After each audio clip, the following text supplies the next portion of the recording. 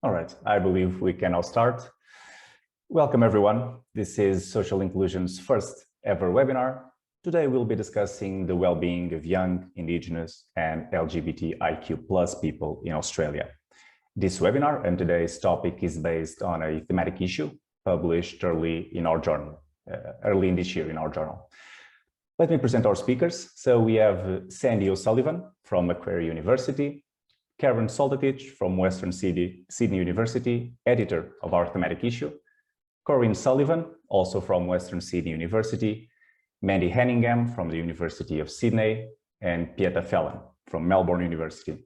To all, thank you very much for joining us. Before we start this webinar, allow me to provide you all with some information on how this event will proceed. So Sandy and Corrienne will kick off this webinar, sharing the first 10 minutes for opening remarks. Then we'll have each of the authors. Sandy will then provide some final remarks before we jump to the audience's questions. To our audience, so a Q&A format is available in the bottom of your screen. Feel free to write your questions throughout the session, which will be passed on to the speakers in the end. For those who have Twitter as well, you can follow our hashtag #WebinarSI of social inclusion. You can see it in the bottom of your screen, and comment, discuss the issue, follow the highlights, engage in conversation, etc. Without further delay, I wish everyone a pleasant webinar. Sandy, the floor is yours. Thank you so much, Rodrigo. I'd like to begin, as we always do, by acknowledging the First Nations peoples on the lands on which we meet today, and also Indigenous people who've participated in the research that we've done. It's important for us to take time to recognise that Indigenous peoples have been a part of not only making the world in which we live today, but also in its ongoing stewardship. We've always been here and we always will be here. I'm a Wiradjuri person and I'm speaking to you today from beautiful Kabi Kabi country, which unfortunately you can't see because you just see my background. These are lands that were colonised but never ceded. We're all meeting on lands that continue to be made prosperous by the generous work of Indigenous people, past, present, and of course important in the context of this journal issue emerging.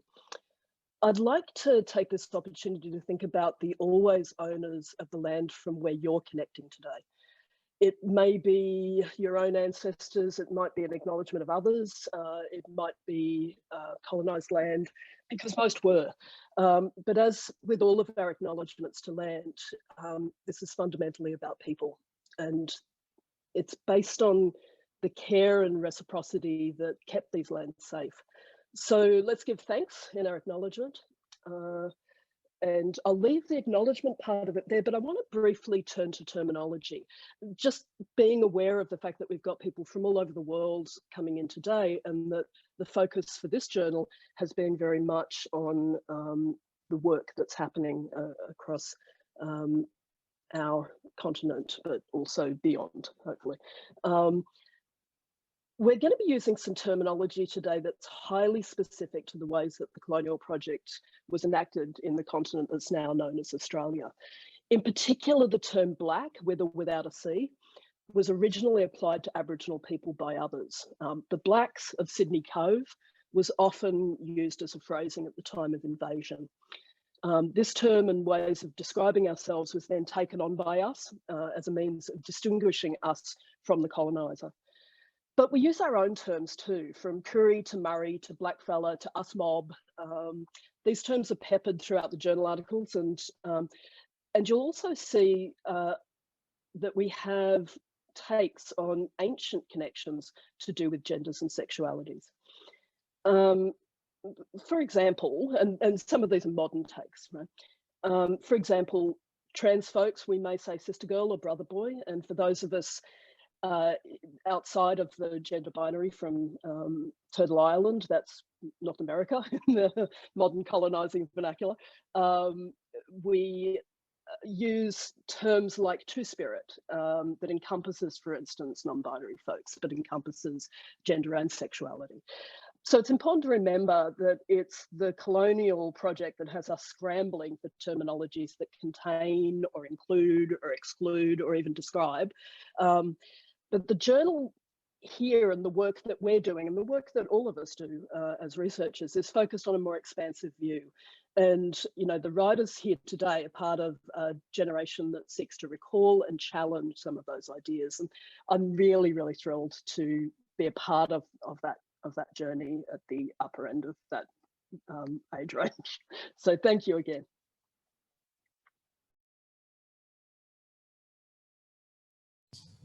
Thanks so much, Sandy. My name is Karen Sodertich, and I too would like to acknowledge that today I'm presenting on the unceded lands of the Darug people and pay my respects to elders past and present and emerging.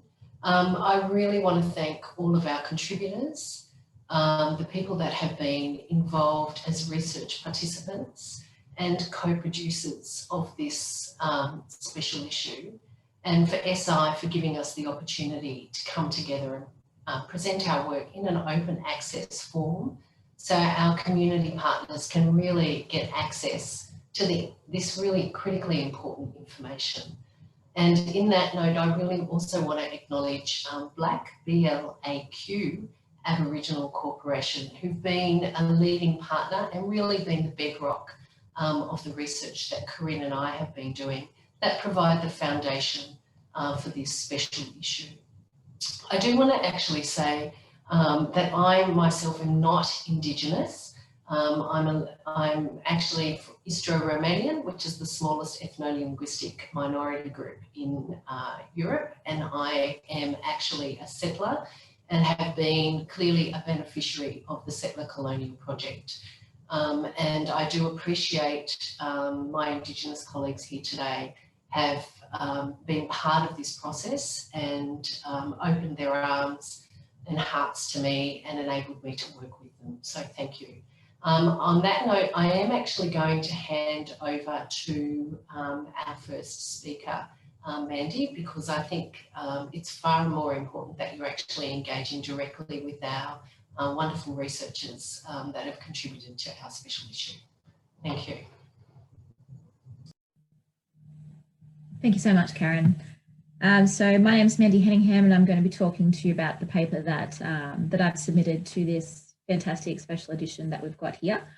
My paper is titled Black, Bi, Plus and Borderlands, an autoethnography of multiplicities of Indigenous queer identities using borderland theory. So I'm going to break down a couple of those different things because there's a lot happening in that title. But first I want to talk a bit about my positionality coming to this particular paper and these particular stories that I'm going to tell today. I am a queer or bi plus Indigenous, pale-skinned, educated, femme and genderqueer woman, and that sort of sets the tone for the experiences and lived experience that I've had. So I'm going to be talking about what it's like to live as a person with multiple identities and both the double-edged sort of inclusion and exclusion that can bring. Now you might be thinking, why is telling stories and things very important? So there's a number of reasons why stories are important here. First of all, stories are such a big part of Aboriginal culture. And it's how we pass on information, it's how we pass on lessons, it's how we learn. But in a research setting, it's also very important because it gives a lot of power to marginalised voices. It really disrupts the status quo. In particular, here we're talking about colonisation.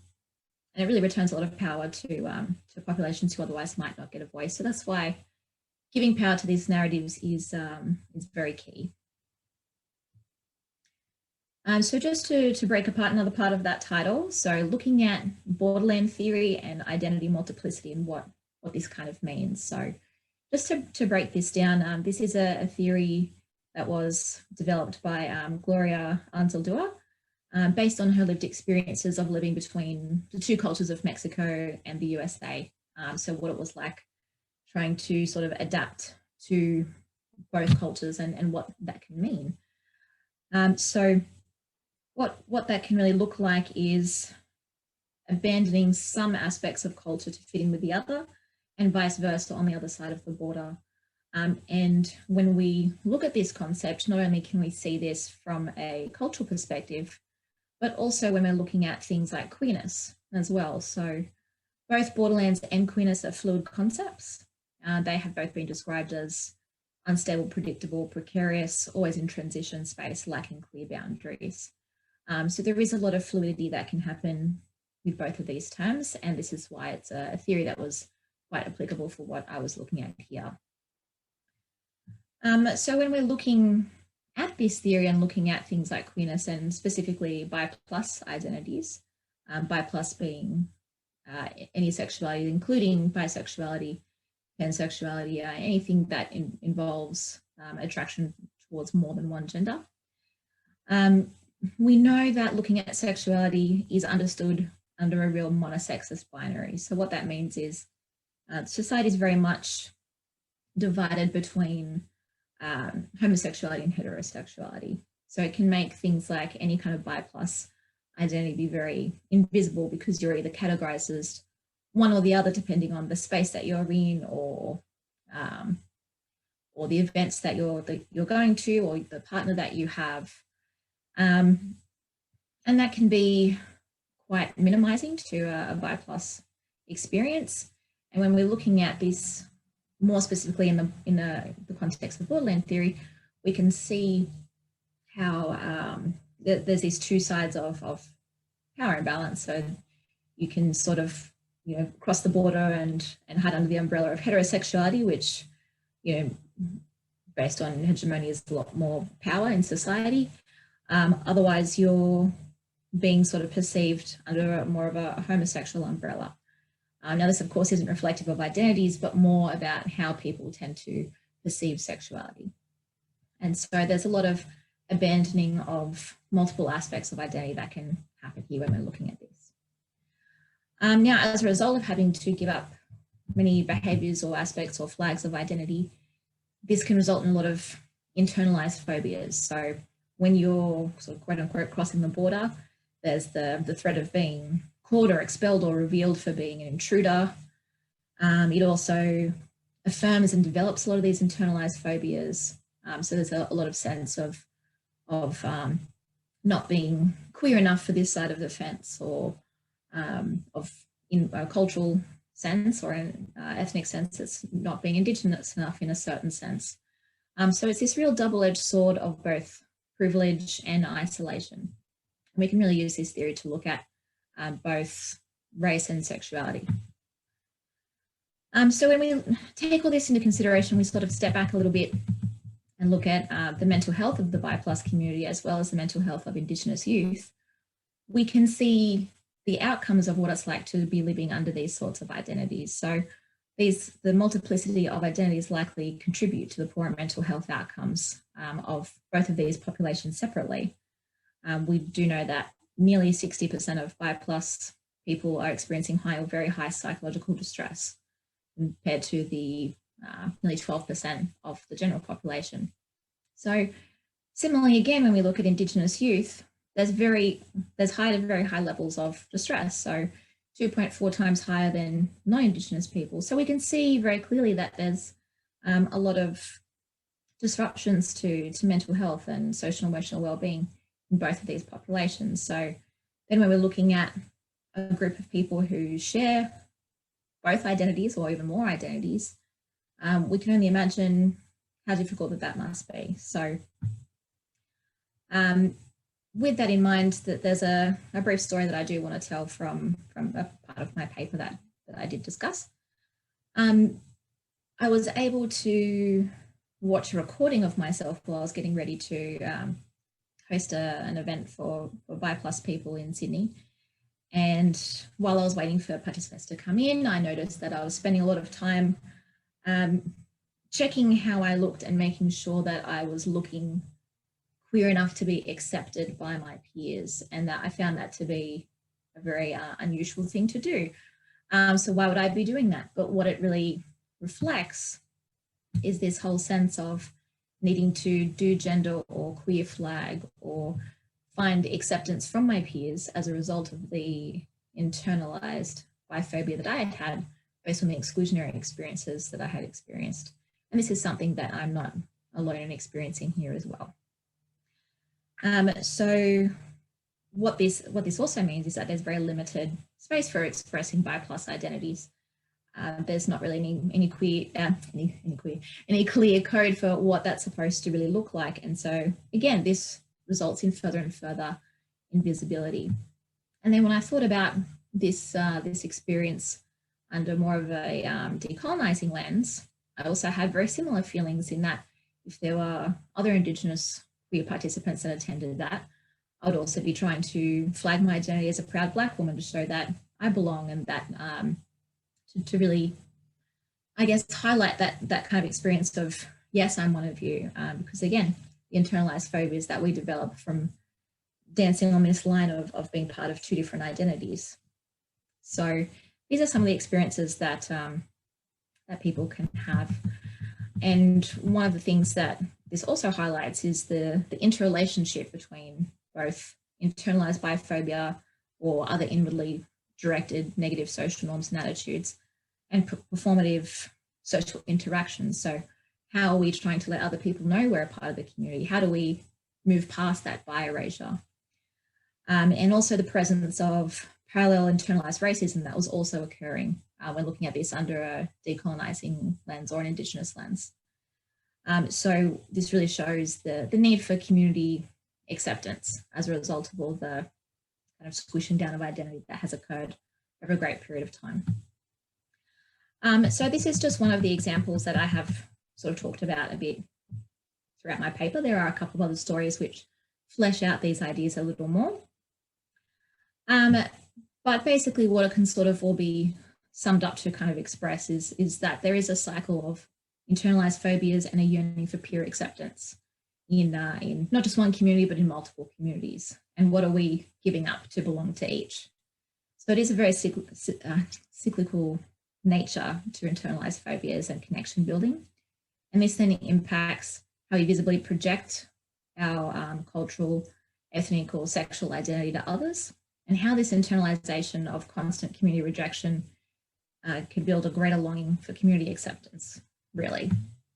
So that was sort of where I was able to land based on the actual narrative analysis that I was able to do based on a few of the stories that I put together. So just to sort of bring this argument together in a couple of kind of concluding thoughts, it was very clear that internalized biphobia had a very strong impact on my outwardly projected self-expression of my own identity. And this is something that was reflected in lots of other studies as well. So there's also, it was very clear that there are a lot of the same principles that, that led to that also showed a lot of internalized racism, which I didn't realize was present in terms of making sure that I really want to be accepted by my peers because of such a deep ingrained fear that I wouldn't be as a result of how I've been treated and how I've been taught to act growing up in either a white context or in a heterosexual context.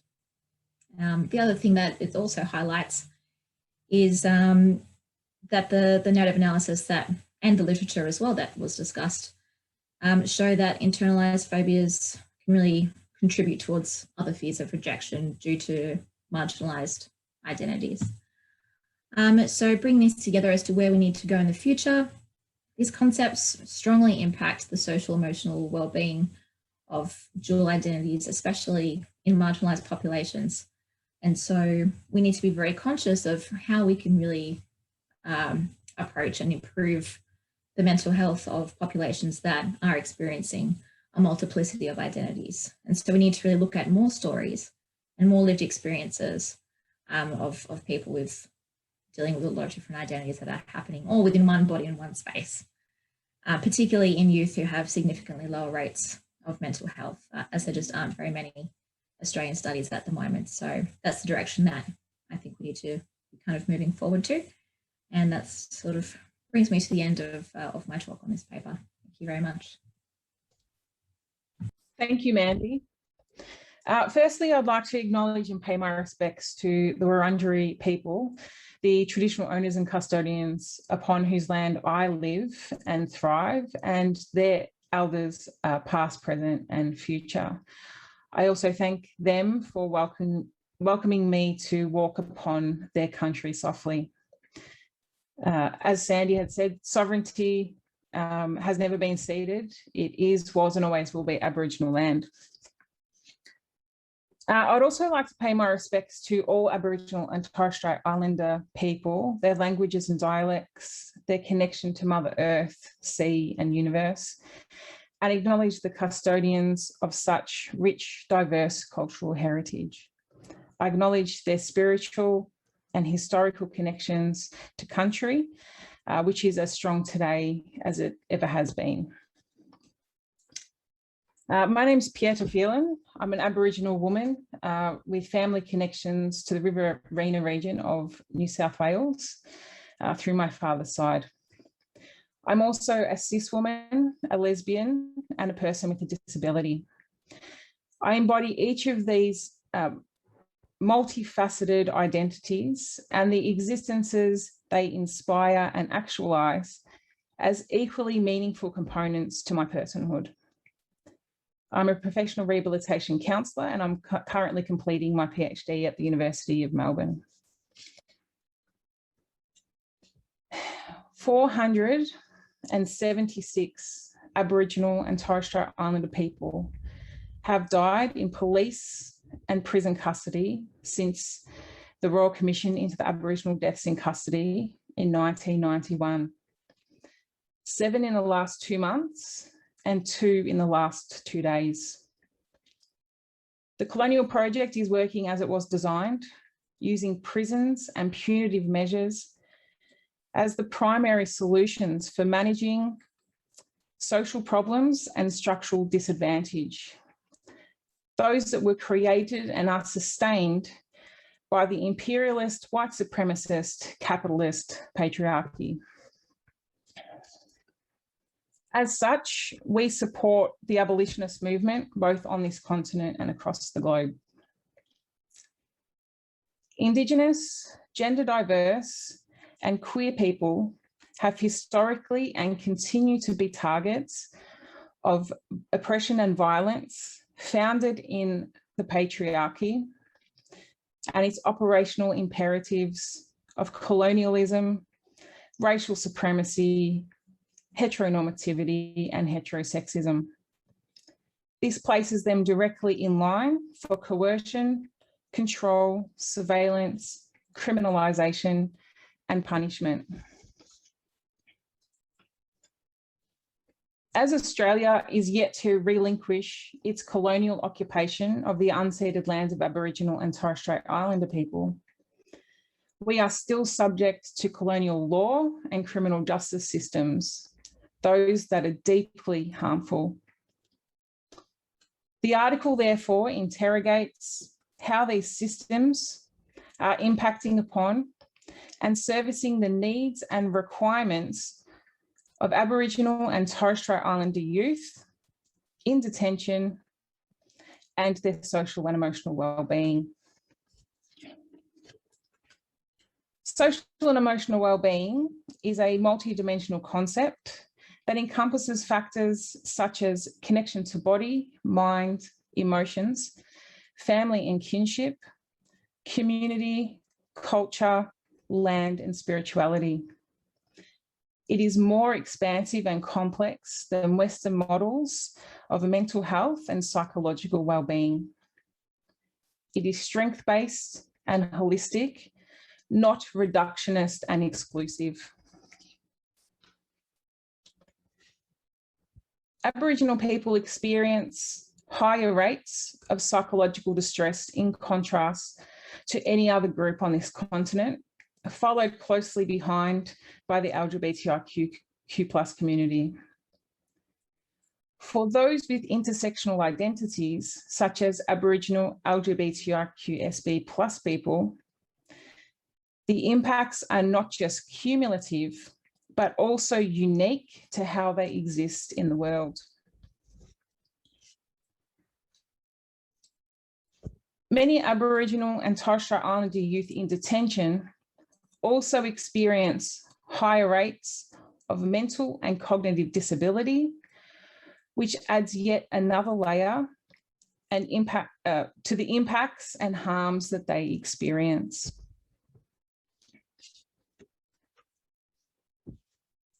Adolescence is a critical period of development, particularly in relation to future psychological health and well-being. Yet Aboriginal and Torres Strait Islander youth are incarcerated at between 19 to 26 times the rate of non-Indigenous youth.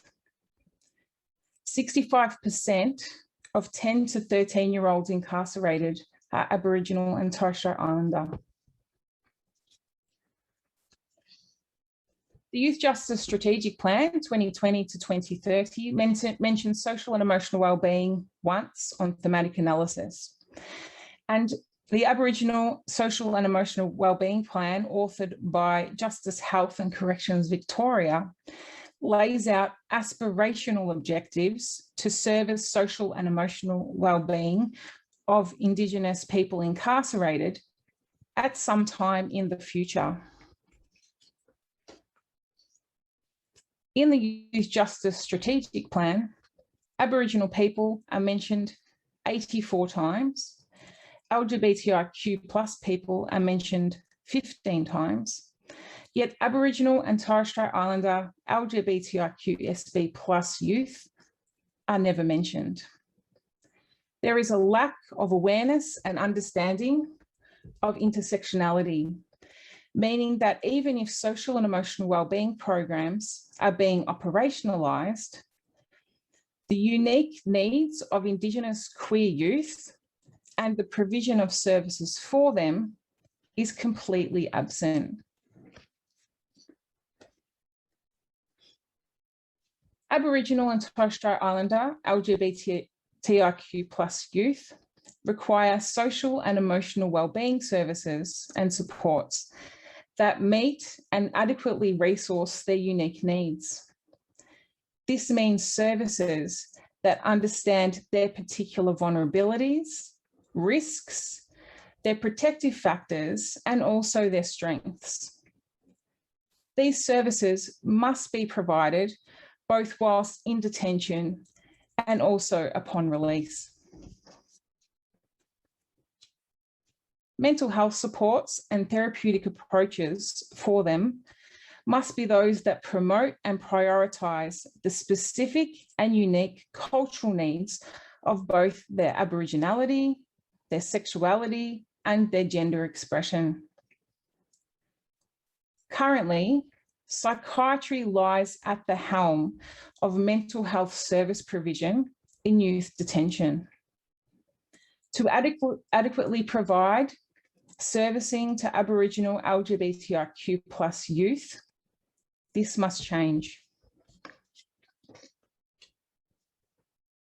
Aboriginal health services with nuanced and holistic understandings of intersectional social and emotional wellbeing must be centred and prioritised. This also includes Aboriginal health workers and Aboriginal health professionals who also identify as LGBTIQ SB plus providing services. What we found within our article is that there is a significant gap in the literature that is specific to Indigenous queer youth and their mental health, both in Australia and also around the world. Literature that investigates and addresses indigeneity, LGBTIQ plus identity, and youth experiences in relation to the justice system and mental health is non-existent. Our paper, Understanding the Social and Emotional Wellbeing of Aboriginal LGBTIQ SB plus youth in Victoria's youth detention, is the first of its kind. It sets groundwork for Indigenous LGBTIQ plus researchers, both on this continent and around the globe, to begin interrogating and calling to account the systems that continue to incarcerate and harm Indigenous LGBTIQ plus people. I would like to thank all of the Aboriginal and Torres Strait Islander scholars upon whose work we have drawn and also whose work we build upon. I would also like to thank my co-author, Robin Oxley, now Newitt, for her incredible contribution to this piece. Thank you. Thanks, Pip. Ayama Damarang, Yuradumarang. I acknowledge and pay my respects to Parramatta country of the Darug Nation, which I'm zooming from today, a space where I walk on unceded lands, and really just thank the Darug for giving me the space to work and live and breathe here on their country. I also would like to acknowledge the mob on the panel here today and extend my respects to your nations and elders. My name is Corrinne Sullivan. I'm a senior lecturer at Western Sydney University. I'm Wiradjuri and I'm also lesbian or queer. I use both terms. And my pronouns are she, her. The paper I'm going to discuss today is a participant. His name is Jack. Jack also identifies as Indigenous and queer, or Aboriginal and queer. He uses both interchangeably, so I'll use those terms interchangeably today. I position myself here as being queer and Indigenous to make clear what my standpoint and positioning was in telling or retelling Jack's story, so that I viewed it in very particular ways. But what I do want to make very clear is that even though I've produced this narrative, I don't want it to be seen or read as a grand narrative of an Indigenous queer experience or an Indigenous queer sex worker experience. This is an experience that tells a very particular story. So I'm not trying to suggest any pan-Aboriginality, but rather that there's some shared meanings and some shared connections and understandings that I'm hoping to draw out a little bit today. So the paper, the article is Hot Young Buff, and it's a case study that was derived from my doctoral research with Aboriginal sex workers that included cis male, cis female, and transgender Aboriginal sex workers across Australia. Today's article centres just on Jack and his story. So Jack is young, he is gay, and a sex worker. And sex work, just to contextualise it for listeners across the world, sex work in New South Wales is actually decriminalised. You can do sex work without fear or reputation from police, etc. Well, maybe, but you won't be arrested for sex work. It's subject to environmental laws more than anything about where you can and can't work, as opposed to the work itself. Jack started his sex work as a sugar baby, so getting gifts for in exchange for sex, but then eventually became a high-end escort commanding up to around $1,000 a day.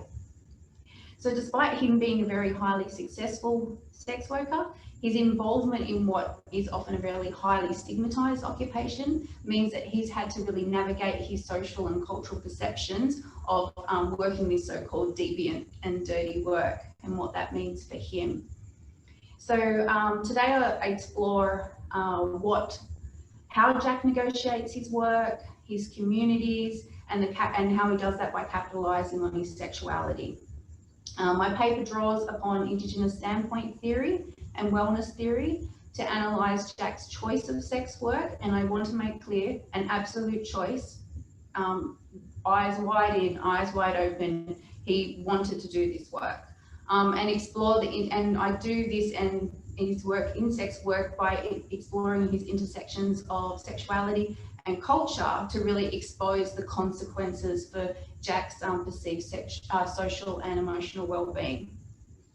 So Jack moved to the city when he was 16, and he needed to do this to get away from, or he chose to do this to get away from the homophobia that he experienced within his family, as well as his broader Aboriginal community. So homophobia is actually a big problem across many of our Aboriginal and Torres Strait Islander communities here in the country that we now call Australia. The significance of sexual and, of course, gender diversity in our communities has been quite minimised and obscured by forces of social and cultural taboos that exist. And the distancing that I see happening in our communities against sexual and gender diversity stems directly from the impact of invasion and the subsequent colonisation and part of the colonial project that we see occurring both here and across the globe. So this colonisation in Australia particularly brought with it, well, probably everywhere, these Western and Christian values and beliefs about sexuality and diversity. And these coloniocentric narratives, what they've done is infiltrated some of our communities and individuals in a way that the Christian values have now become conflated with Aboriginal ways of life and knowing. So because of the homophobia in his community, Jack moves to the city. This is where he can live out. He can live out as a gay man in Sydney's queer scene, the coming to Wonderland, if you will. And this is a pretty typical story too, and a common story around for Aboriginal queer people. And it's not an isolated story with youth either, that coming to Sydney or coming to the city to be able to be out and proud is what we do to find our queer brothers and sisters, if you will. To do this, to be able to stay in the city, Jack turns to sex work to support himself. So he does this to support his lifestyle, to live in the city, and also to put himself through university. So Jack's happy, he's a happy lad, he's a high-end worker commanding lots of money, and he's finding a great positive sense of self from being part of the queer scene. So being in that position to command such an income for his attractiveness to other gay males is really meaningful for Jack. He's accepted for his sexuality, he's accepted for who he is, and he does feel hot, young and buff. And so the importance of this is really recognised and accepted, is really evident across his story and throughout the paper. So being able to live and express himself as a gay man is really important to his social and emotional well-being. However, what Jack's story also tells us in these experiences of being accepted as gay is that he's not accepted as Aboriginal in Sydney's queer scene. So his Aboriginality and his connection to culture becomes limited. However, eventually, as Jack met and made friends with other queer people in Sydney, and particularly Aboriginal people, these connections is how Jack reconnects with his culture. And for the first time in his life, he is accepted and celebrated for being both Aboriginal and gay. What we see in these connections are the formulations of new communities of Aboriginal practice that assist in social and cultural affirmation and ways of being. With his sense of self affirmed, we might conclude that Jack's social and emotional well-being is rounded and complete. I would absolutely conclude this. However, as my paper argues, there is the problematics with the concept of well-being and social and emotional well-being. So the concept of social and well-being is situated in a framework that places Indigenous Australian worldviews and culture as central, and was very well spoken about by Péta.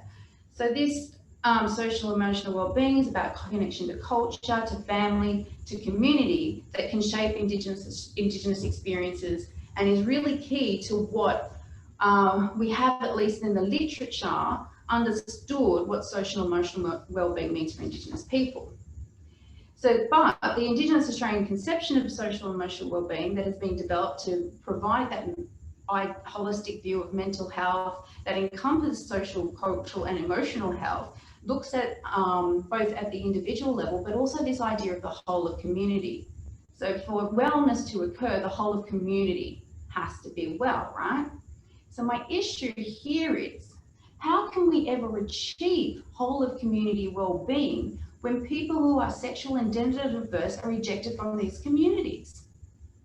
We will never be a whole community of Aboriginal dwellers if we eject people that we don't agree with or don't feel are part of our community. So what we need to do is, the concept of whole community, I think, needs to be further interrogated and recognised as absolutely plural, and not only its plurality, but its multiplicity of identities that need to be there to form an actual whole community to get to this unicorn idea of absolute social and emotional well-being.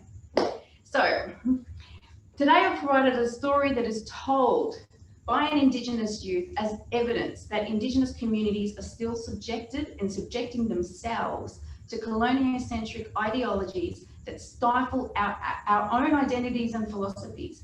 As queer and Indigenous people, we must assert our multi-located and queer identities and speak back against these coloniocentric narratives that seek to homogenise our collective of Aboriginal communities and Indigenous people more broadly.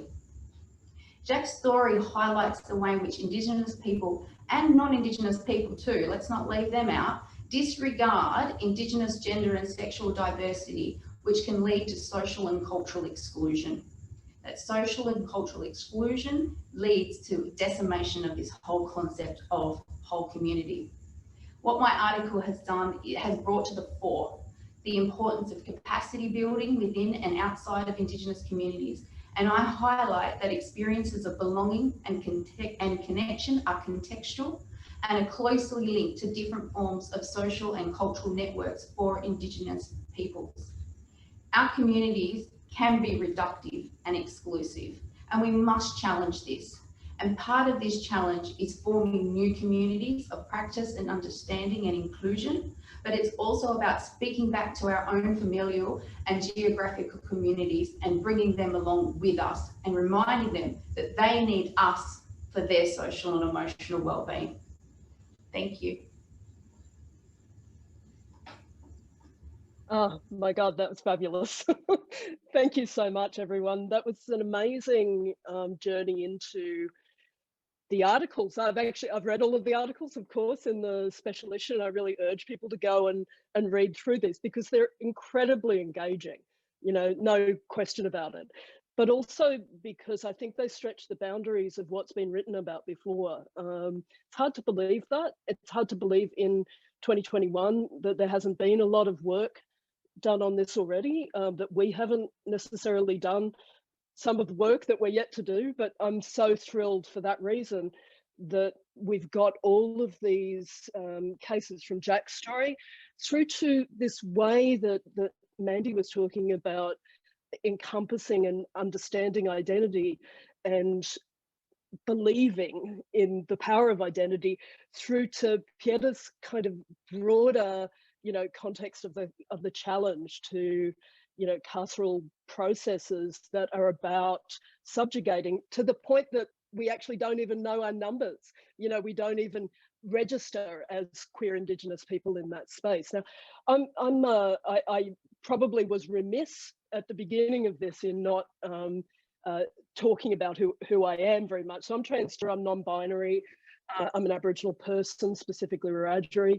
I'm a professor in the Department of Indigenous Studies, and I have a number of colleagues in my department and in our Centre for Global Indigenous Futures who are both trans and Indigenous, because of course I do. Of course we do. You know, of course this is absolutely in every way, and I'm going to use the N word, normal. You know, I was lucky enough last year to receive 4 years of substantial government funding to do a project called Saving Lives, mapping the influence of LGBTIQ plus First Nations creative artists. Actually, so it went from mapping the influence in this article to mapping the power. I actually realized as I started to talk about young people, I stopped wanting to talk about influence and started wanting to talk about power. And part of the project is challenging symbolic annihilation. It relates back to some of what all of you talked about, which was this idea of the importance of recognizing presence, you know, recognizing community and recognizing strength. I loved the way, Péta, that you talked about strength. I loved, you know, that actually you need to locate strength, you know, so it was about locating problems, but it was also about locating strength. Corrinne, you know, so often we see, you know, sex worker exclusionary language that's around a lack of power. And I think that notion of the importance of power in finding community is part of a very complex set of discussions that you actually play out here. And I also loved that there were some wonderful conclusions, but there were also some other things that weren't conclusions in it. I think that's incredibly powerful. Mandy, we've got to find a way, I think, for us to understand how we can be all of the different things together, and we know that we are. I mean, in our bodies we are. Part of my project is the challenging symbolic annihilation work that I've been doing, which is about saying, if you don't see yourself represented, it's hard to know how to be someone like that in the world. I know that as somebody who's, you know, in my mid-50s, who didn't grow up thinking about gender diversity in this way, I was led to believe that this was a new concept. We know that queerness in all forms has been a part of the ongoing lives of Indigenous people for tens of thousands of years. We have really solid evidence for that, but it's not about evidence. It's about the stories that we're telling. And that was one of the really powerful things that all of you brought today, which and bring in not just in the journal, but in the broader body of work that you're doing. I loved that it was like moments where it's, oh, I want to find out what Mandy's doing next. You know, I want to find out where Péta lands with this work. And I want to see what further work Corrinne can do as somebody who's an established scholar and really starting to carve out a space that just hasn't had any coverage. And, you know, I think it's, I'm thirsty for it, I really am. And I love that. You know, I think it's incredibly powerful for us to be aware of this and aware of how it helps us understand not just our lives and our futures and the futures for young people, which is obviously where all of this is centered, but also to think about how we control that future and how we have agency over that. And I did laugh halfway through Péta talking about the yet to relinquish the colonial project. I loved that. So yeah, let's see if there's some relinquishing that can happen and we can take over. But thank you again. Thank you everyone for your presentations. We can now, I think, go to the Q&A. There's a first question here from Jacinta Walsh, but I will reply directly to her. Yes, the video will be available afterwards for everyone to watch. And now for the questions to our speakers. They are not directed specifically to anyone, so I'm going to give the first 3 questions and then pass on the word to you all. So the first question from Ming Luo is, what were the attitudes or perceptions towards people with diverse genders and sexualities in Aboriginal communities before the colonization? This is the first question. There is also another question. I'm going to read. What is your take on the motto, "Nothing about us without us," regarding the research on LGBT plus Indigenous people? Do you believe that only researchers that meet these 2 identities should research on the topic? Another question, a third one I'll give you to answer is, what collaboration or networks are there between Indigenous LGBT people in Australia and other geographies such as Europe or the American continent? I believe since they are not directed for organizational matters, Karen, if you'd like to start.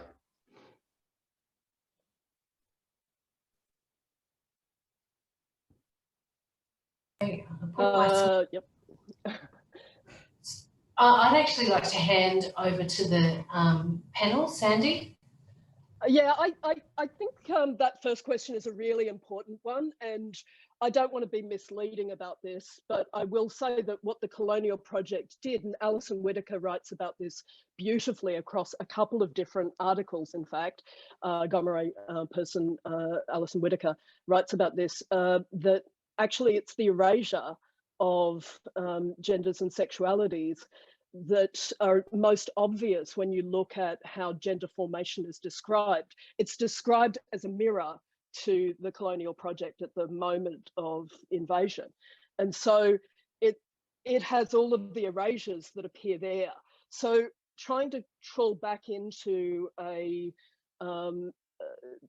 cultural archive record that actually was erased intentionally and really violently is incredibly hard. And so the work that we need to do now is to re-establish that. And we need to challenge some of the ways that this is engaged. So if I think about, as an example, you know, I do a lot of work in the museums context, the way that curators describe material that doesn't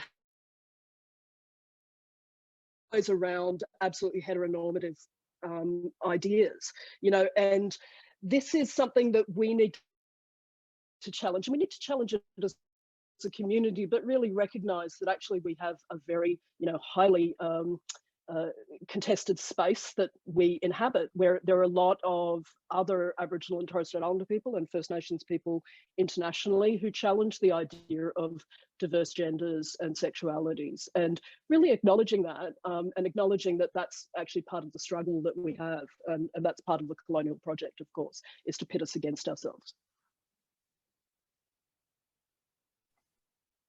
I don't know, following the order, perhaps Mandy, some takes on this?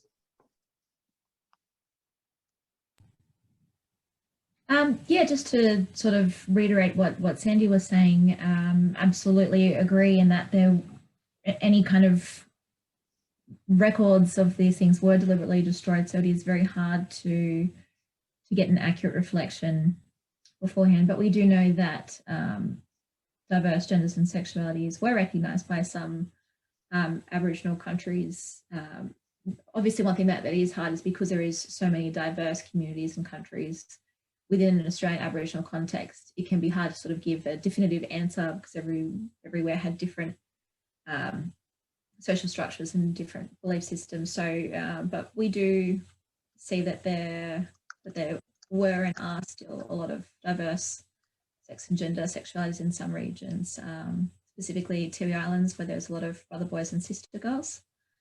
So we do know that that's something that was and is still prevalent. But yeah, as Sandy was saying, it can be very difficult as a result of colonisation. A lot of things were destroyed and removed, and that sort of thing can be very hard to recover. I think too, you know, the even beyond the idea of removal, the idea that nothing was recorded and that there was no capacity, and that's where we are as a broader community. You know, I live in a state that doesn't recognise non-binary people, so I get collected into one of the gender binaries with anything that I do. So every statistic is wrong. Every statistic is wrong, and every statistic will never count me as I truly am. This is, you know, not something that happened 250 years ago. This is something that happened, actually is happening now. And, you know, that it can't do that, I think, is a really important part of it. I think, I know I'm going to hand it over to others, but I just did want to just note on this nothing about us without us.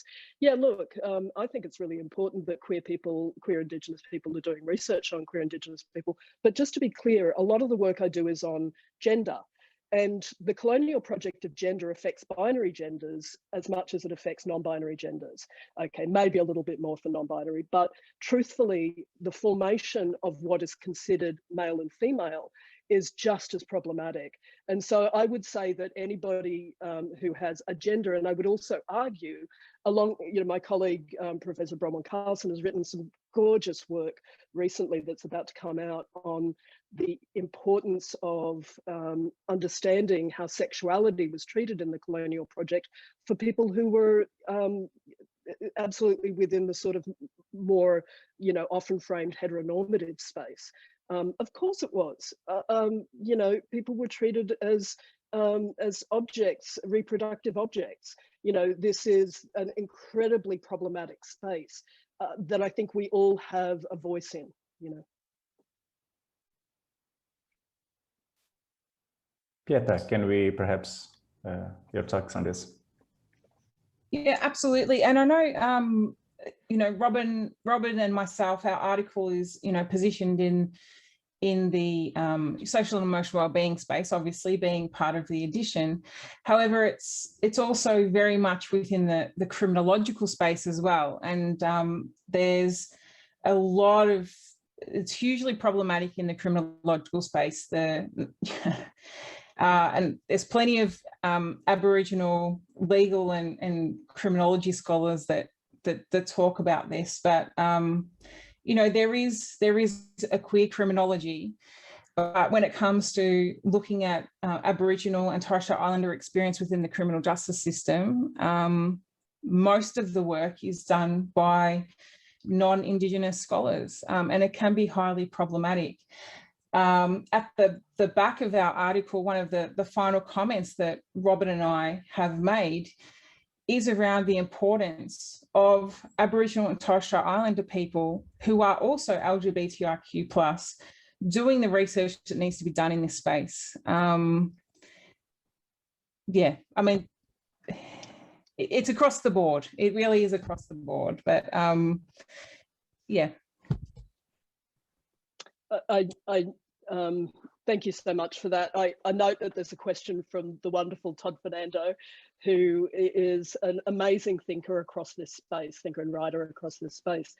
And the question is, how does heteronormative Aboriginal Australia have the tough conversation that our ideas of men's and women's business promotes disconnection for queer mob?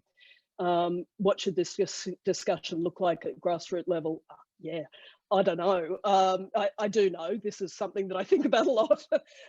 For a start, non-binary people are explicitly excluded from it. People who sit outside of the binary, I should say, agender people, people who are who don't see themselves as within either of the gender binaries, and who in fact are not within those gender binaries, are excluded. Now, the fact that this becomes its own hierarchy and structure is deeply problematic, you know, because there is then often community that's formed around that. There's this idea of who can be included, who is excluded. And this extends obviously to people who are in other ways queer. So queer in terms of sexuality, for instance. Not that I really love always policing the boundaries on gender and sexuality either. But I mean, this becomes narrow, you know, men's and women's business in the way that it's often imagined by communities has been narrowed, like the colonial project has narrowed. I think there are people who are challenging that. I think a lot of people in our communities are challenging that, but they're also finding it hard to know where to turn to get information. I mean, the work that you've done, Todd, is a really good example of that. I think the work I'm doing is about everybody said it in different ways today, but story matters because it's actually trotting out examples, like really solid examples that you can take to a community and say, hey, what happens for Sandy? Like, we got this funding for men's and women's business, for instance, or we decided that we're going to focus on this. What happens for Sandy? And it's like, well, Sandy can bugger off, you know. And this is the thing, is that you can't have and exclude, you know, a space that excludes and still hope that you're being inclusive. And so I think it's the work that we all have to do to remind people that these are problematic colonial terms and ideas that have been forced on us, and that we need to find a space to challenge it. So thanks, Tom. Corrinne, can we hear your takes on some of the questions proposed by the audience? Yeah, absolutely. I think what I absolutely agree with what Sandy's just said, and I think it also stems back to that idea that if we go back in time and find the answer, that we would know now. And I do want to echo Whittaker's Alison Whittaker's words that, you know, it's just a fool's errand. And I kind of think to myself, well, what difference are we hoping to make if we can prove that we already existed and we already had a framework? I mean, of course we did, to rephrase something Sandy would say. Of course we were there. But the colonial project is so highly, you know, done so well that, you know, we've lost our own ways of how we treat our own people, regardless of whether we existed before or not. We're the people who are holding the ways in which we could make these questions and push forward sits largely, I think, with our elders who pass down these cultural norms or cultural ways of being, that, you know, it's, I think, taking these questions to them, and which I am planning to do when I go on sabbatical in the second half of this year, to have those conversations. And I've started having some preliminary ones, and it always sits in a very hetero-cis dynamic of, well, men's and women's business, well, they'll go, you know, whichever group accepts them first, or whichever group they gravitate towards. And it just reinforces that binary idea of gender, which is just boring. Like, it's just boring. And so how can we ask these questions, but we also need to do a level of education with our own people as well. And that's not just, you know, the mob on the panel here today. That's everyone. Everyone needs to get involved and start having these conversations. Like, knowledge of the world and gender and sexuality starts at home, and then it hits globally as soon as you turn on that television or that radio and you start walking in the world. We need to start challenging and questioning everything that we perceive to be right or normal, because right and normal is the colonial project that people are buying into. And it's, you know, we have an opportunity as Indigenous peoples to assert what we do on our lands and how we work with our people. And I'd just like to round off with the idea about this nothing with us without us kind of idea as well. I'm a geographer. Most geography work about Indigenous peoples is written by non-Indigenous peoples, which can be highly problematic, absolutely. However, I think it's about the intention of the work that you are doing. I think, you know, is it Indigenous led? Is it Indigenous inclusive? Who's asking the questions and who's driving the research? So I think nothing without us, with us kind of thing is, are we there? Are we there in your conversation, or are we still your subject? And if we're still your subject, then you are the colonial project, right? Absolutely non-Indigenous people can write in this space, but you don't do it without us.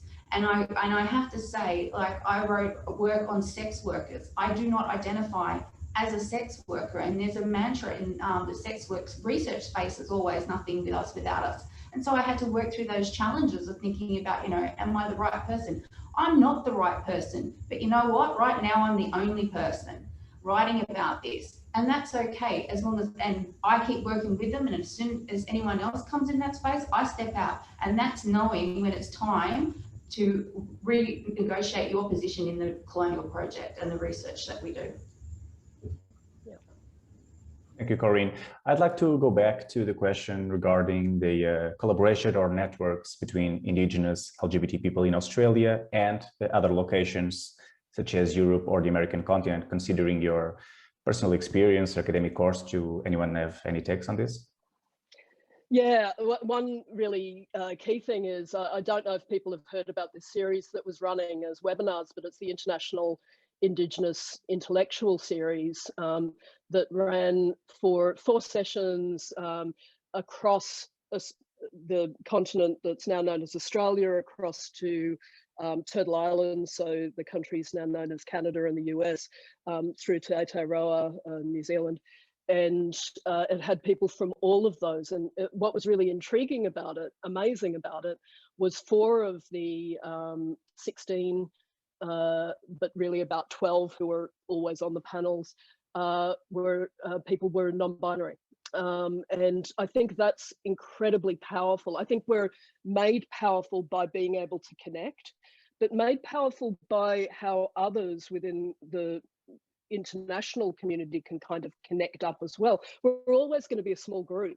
I mean, if we think about sex work, for instance, and, you know, writing around that, finding somebody in an international context who's doing that is somewhat easier to be able to then scaffold and build. It's not that easy, I know that, Corrinne, but I also know that you have done that. And, you know, and so this is, you know, incredibly important work for us to do as we start to really look at the global impact of not just of colonization, but of, you know, I work in a centre that's a centre for, you know, global Indigenous futures. It's talking about the future, and we're here talking about young people.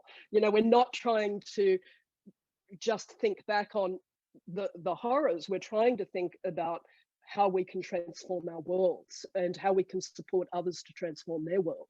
And obviously, it's really handy to have stories, case studies from, you know, across the world in that way. And it's incredibly powerful for us to have that as well. And so I'd say that's a very big part of it. I think the networks and the engagements, we find new language, we find new ways of being able to, you know, do the work.